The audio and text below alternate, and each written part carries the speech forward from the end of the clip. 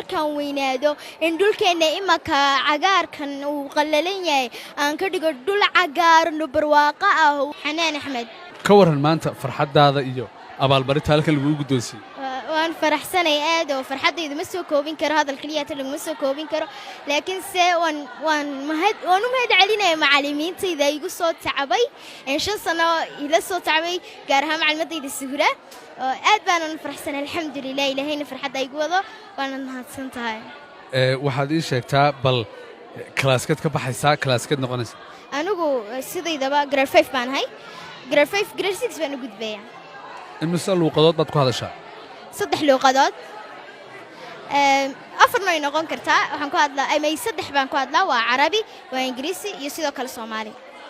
afraad waati afraad caadi uga ma aqaano iska caadi waxa weeyaan sidoo kale Turkigan jecelayn aan barto ha waayahay bal saddexdooda nagu salaamba.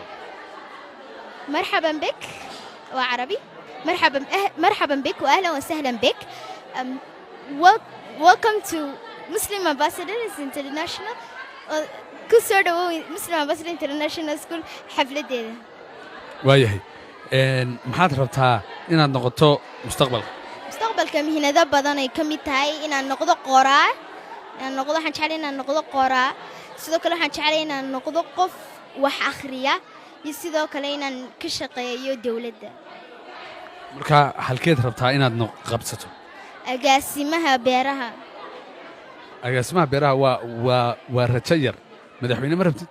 waan rabaa way si kala waawan yihiin laakiin imika saasa ku sii guda jira waxaan doonayaa madaxweynaha beerta noqdo waxaan doonayaa hadhow talisan markaan weynaado in dhulkeena imaka cagaarkan uu qallalan yahay aan ka dhigo dhul cagaaran oo barwaaqo ah oo roob ku soo bato oo abaartan laga sheekeynayo waxaan imaka ka jira dalka inaan sidan iyo si ka fiican ba